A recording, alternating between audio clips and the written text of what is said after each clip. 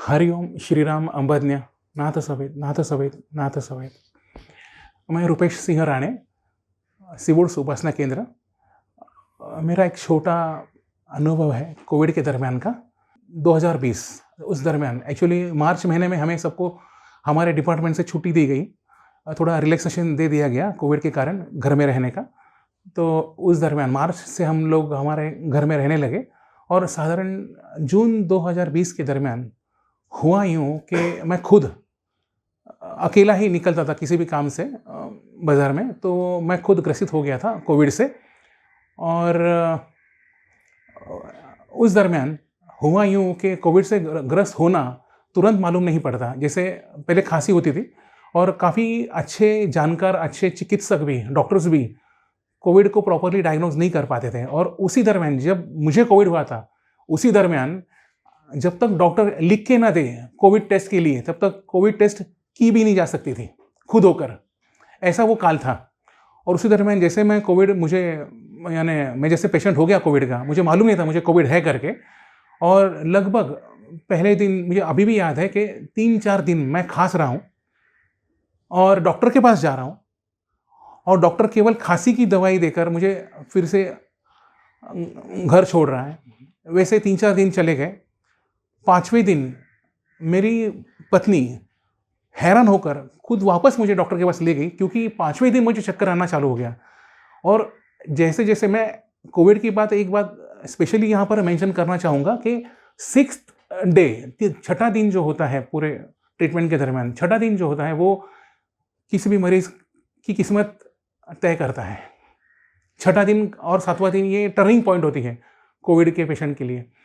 और मुझे 5वें दिन मेरी पत्नी ले गई डॉक्टर के पास और उस दरमियान डॉक्टर ने एडिशनल सीटी स्कैन, वो 2D इको कर दिया, सब कुछ कर दिया, लेकिन कोविड टेस्ट के लिए लिखा नहीं और फिर छोड़ दिया। लेकिन मेरी पत्नी ने उनके पीछे लगकर बोला कि आप उसको किसी भी हालत में कोविड टेस्ट कराओ।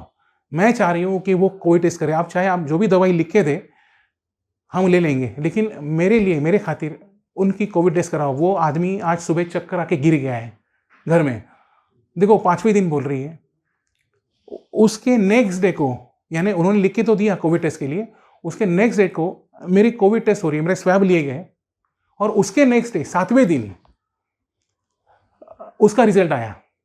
लेकिन मेरी हालत इतनी बुरी हो गई थी कि छठे दिन जब स्वैब ले गया, उसी दिन लगभग शायद मेरी पत्नी ने मुझे लेकर, वो खुद होकर लेकर चली गई।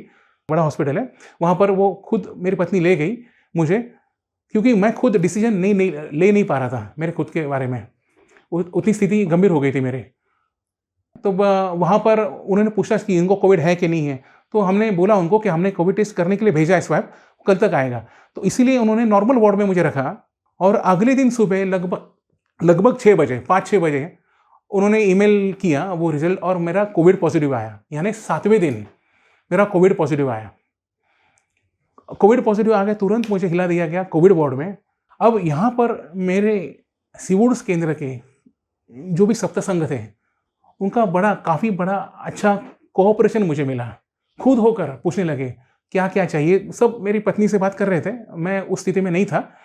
लेकिन आज जो भी सहकार्य मिला है, जो भी सहकार्य पॉसिबल है, अगर मेरे मुताबिक अगर कोई सहकार्य पॉसिबल है तो ऐसे ही लोगों से पॉसिबल है जो आसपास में है और स्पेशली जो अपने केंद्र के हैं।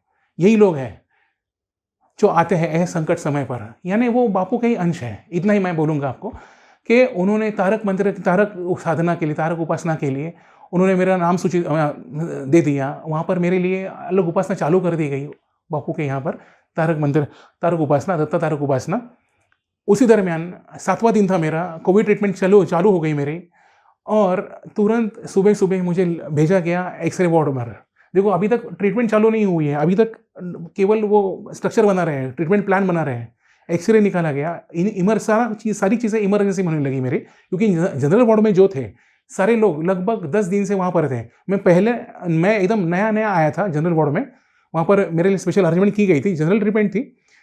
लेकिन जो ट्रीटमेंट यानी जो भी इमरजेंसी थी केवल मेरे अकेले की थी। 20-22 लोग थे मेरे वार्ड में, ओपन वार्ड था, डॉर्मेटरी टाइप ओपन वार्ड था। 20-22 लोग थे और लगभग कई कई लोग ऑक्सीजन पे ऑलरेडी लगे हुए थे, ऑक्सीजन पे। मैं चला गया एक्स वार्ड में, मुझे कुछ मालूम नहीं, बस वो जो कर रहे हैं वैसे फॉलो कर रहा हूँ मैं। और मेरे वाइफ को या मेरे कोई भी रिलेटिव्स को एंट्री नहीं थी हॉस्पिटल में उस दरमियान। तो सारा जो भी डीलिंग करना था डॉक्टर्स और मेरे बीच में ही हो रहा था, और मैं कुछ बोलने की स्थिति में नहीं था। देखो क्या है, मेरा सीन वहाँ पर, बापू अपना काम कर रहा है, बापू को जानकारी है, सबको जानकारी है, मुझे कुछ मालूम नहीं मैं कितना सीरियस हूँ। 7वें दिन तक मुझे ट्रीटमेंट प्लान में डाला गया, शाम को ट्रीटमेंट चालू हो गई 7वें दिन, और 8वें दिन सुबह डॉक्टर 12 बजे राउंड पे आ गई। तिरना हॉस्पिटल की डॉक्टर 12 बजे राउंड पे आई, और मुझे राउंड लेते लेते पहले मेरे पास ही आई। पूरे जैसे वार्ड में डॉक्टर अपने टीम को लेकर आई, जो सीनियर पेशेंट थे किसी को भी नहीं देखा, सीधा पहले मेरे पास आई और उठाया मुझे। मैं सोया था, मुझे उठाया। तो रुपेश राणे, कैसे फील कर रहे हो? Okay doctor, fine, no problem. और वाकई इतना फ्रेश महसूस कर रहा था मैं। लेकिन वो डॉक्टर पता नहीं उसके हाव भाव से, उसके एक्टिविटी से, क्योंकि उसने पूछा मुझे मैं कैसा हूं, मैंने बोला फाइन, ओके डॉक्टर। सही में, रियली 2 बार पूछा उसने। हाँ, ट्रीटमेंट ये ले रहे हो ना आप, प्रॉपरली कंज्यूम कर रहे हो दवाइयाँ? नर्सेस को बुलाया उन्होंने, ये प्रॉपरली कंज्यूम कर रहे हो? हाँ, ओके। फिर गई, 2-3 पेशेंट्स देखे, फिर उसने वो वापस मेरे पास आई, वही डॉक्टर वापस मेरे पास आई। नर्स को बोला ये दवा इनको दी है क्या पहले? यानी वो नर्स से पूछताछ करे मेरे सामने। नर्स से उनकी जो पूछताछ मैं देख रहा था सामने से, जो भी पूछताछ कर रही है वो, क्योंकि वो 2-3 पेशेंट्स जो देखे उसने, फिर भी उसके ध्यान में मेरा ही केस था उसके दिमाग में। फिर वो लौट कर आई है, फिर नर्सेस को पूछ रही है वो कि ये दवाई है उसको कल दी है क्या? मैं केवल देख रहा हूँ।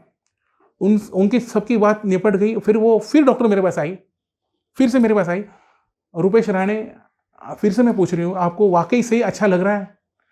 यस डॉक्टर, यस, वाकई मुझे बहुत अच्छा लग रहा है, मैं बहुत फ्रेश फील कर रहा हूँ, ज़रा भी हेवीनेस नहीं है आपको? नहीं, क्योंकि जो एक्सरेज है उन्होंने आज तक मुझे दिखाए नहीं है। मेरे जो भी लंग्स के एक्सरेज जो है आज तक मुझे उन्होंने दिखाई नहीं है। लेकिन वो एक्सरे स्टडी करने के बाद वो आई थी मेरे से पूछताछ करने के लिए। और ये बार बार पूछताछ होने के बाद, यानी ये दिन जो चला गया 7वां दिन, उसके बाद फिर शाम को 4 बजे, 3 घंटे बाद फिर आई वो, फिर पूछ रही है रुपेश राणे। पहले मेरे पास ही आती थी जनरल वार्ड में और पूछती थी मुझे कि आपको सही लग रहा है, वाकई आप घूम फिर सकते हो, खड़ा रह सकता हूँ मैं उनको बोला खड़ा तो रह सकता हूँ। नहीं, खड़ा नहीं होना, आपको बिल्कुल नहीं होना, आपको लेटे ही रहना है।